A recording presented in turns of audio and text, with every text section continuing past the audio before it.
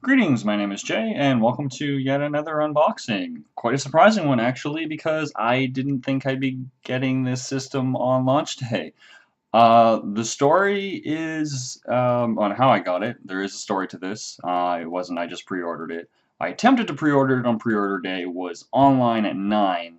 Half of the different websites that were allowing pre-orders crashed, as a lot of you are aware, and sold out pretty much immediately, and I just wasn't one of the lucky few. However, my friend, Mitch, big shout out to you. Thank you so much. Ordered two of them because one of them from different sites, one of them might not have come, and he wanted to guarantee as much as possible on getting the console on launch day. And we were talking today, and I was saying that I was looking for just one of the leftover ones that didn't get pre-ordered because some of the stores got them, and he's like, well, I got two of them. Told me the story that I just told you, and insert Zelda sound effect. I have the Nintendo Switch. Yes!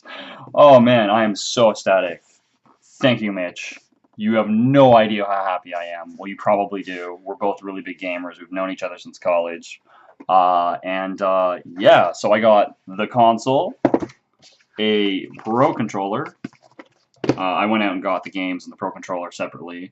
And Breath of the Wild with Bomberman, which I haven't played a new Bomberman game in quite a while. I think the last new one I bought was a DS version of the Bomberman game, which used to play with quite a few people. But looking forward to this. I hope the multiplayer is on a really, really big screen. It's probably not going to be Saturn big, but yeah. But this I am looking forward to. It probably won't outdo Wind Waker.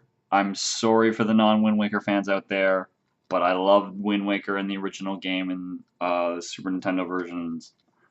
This is probably going to be just as amazing, or really close. Really high hopes.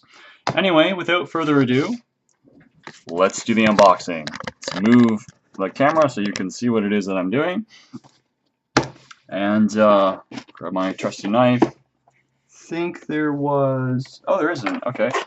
So, open this up. We've got how to plug in a console, as if I don't know. Packaging is actually really, really nice. It's got pretty cool images, people playing the console, and pictures of what the console looks like. I'm surprised they don't put little video game images on them anymore, like they do in the old ones. That's what the packaging looks like. Didn't get the double colored one. This is the one that came in, so here we go. So how do I do this with being able to show you as well as me? There it is. It's actually really small. I thought it was going to be bigger. I have seen this. I saw it at my friend Mitch's, and the system is, this is for comparison, this is my hand. The system is very tiny. So let's put that aside. Here are the Joy-Con controllers. The buttons feel really, really nice, through the plastic anyway. Alright, let's open this up. In here we've got more stuff. Free HDMI cable, as if I don't have 100 of these, but thank you, Nintendo. It's not cool to not give things that you need with the system, like a power charge cable with the new DS, although I agree most people have it. Charge cable. And it does come with, I wasn't sure if it came with this, the Pro Controller stand. That's pretty cool. And there's some straps that have clickable buttons there, so we'll figure that out in a second. We've got documentation, of course, and the packaging for the docking station. So let's open that up. Here's what the docking station looks like. It looks like it's got a little fan in here on that side. It's pretty cool. It's got the Nintendo logo. This opens up. Got some connectors in there. That's where, I guess, there's charge connector. It's blue, so it's USB 3. That's really nice. Don't understand why some of the newer products that I've bought over the past like 6 months don't have USB 3, because to me that's industry standard. AC adapter in. Looks like the console just plugs into there. And that's really all there is to it. It's a docking station. So this is really the powerhouse. Well, I say that relatively loosely. I'm not expecting this to be a graphic powerhouse, just this is the device.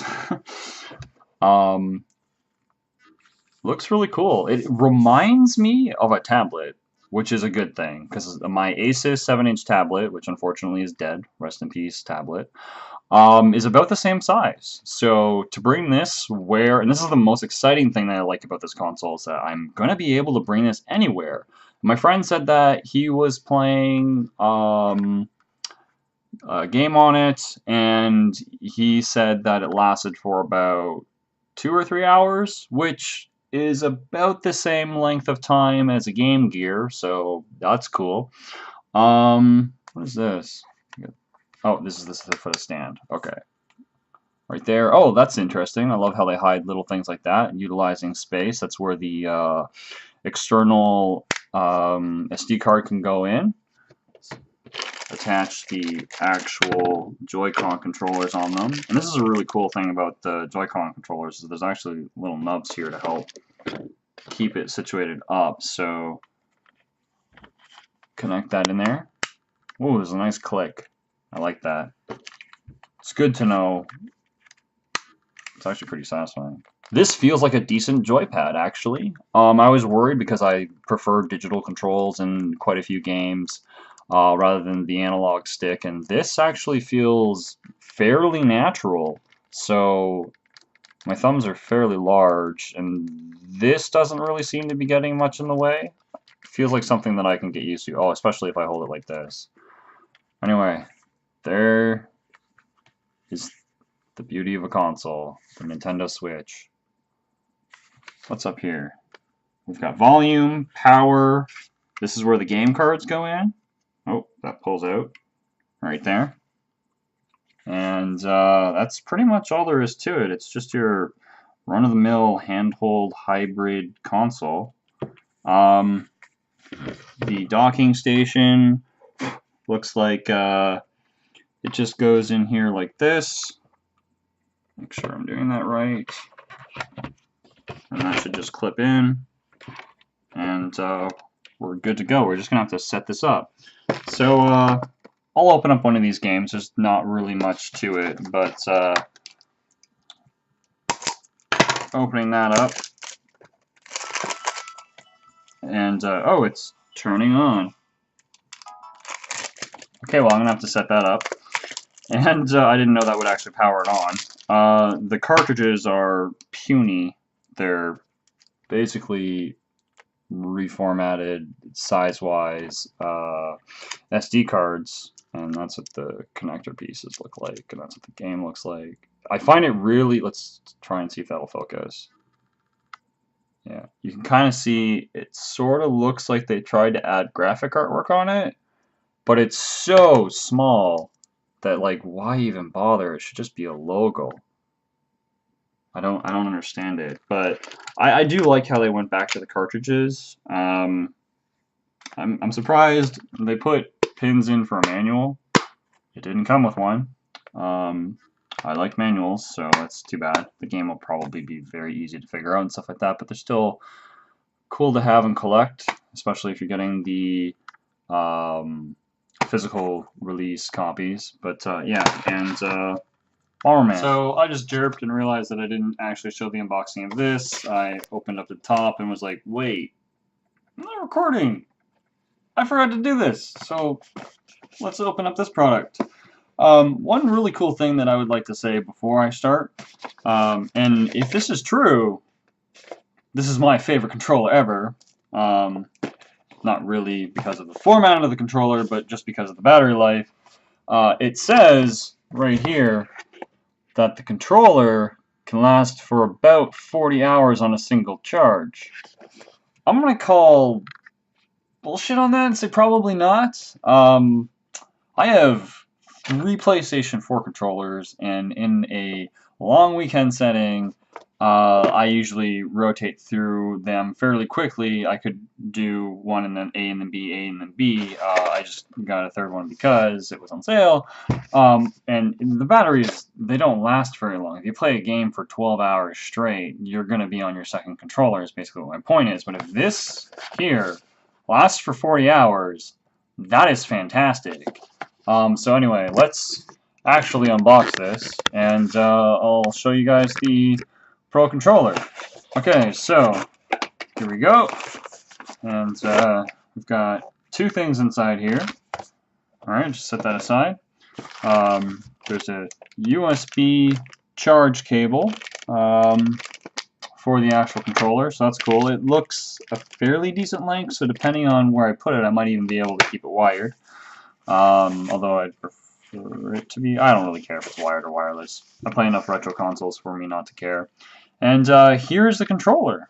It looks like the Pro Controller for the Wii U. I've actually never used a Wii U Pro Controller. So it's got an actual D-pad here.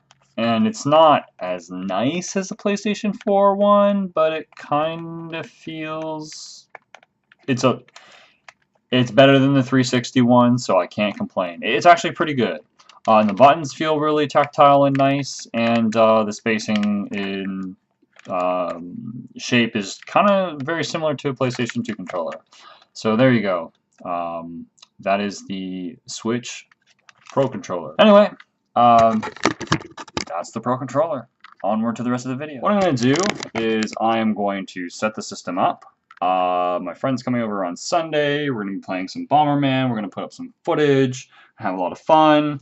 I'm going to be playing Zelda. I'm going to be busy tomorrow, but I'm going to be playing Zelda tonight and on Sunday and during the week whenever I'm not playing Godseekers to get some footage up. And yeah, so keep your eye out for some content, especially The Legend of Zelda, because I am super looking forward to this. I haven't actually bought a new Nintendo console since the GameCube. My ex had a Wii, but the thing is that I never really used it, so I didn't really get to experience the Zelda games on that console, and I decided not to get a Wii U, and whenever I went to go and look at getting one, finally, because of Mario Maker, well, this thing came out. So, anyway, I hope you enjoyed, and we'll see you in the future.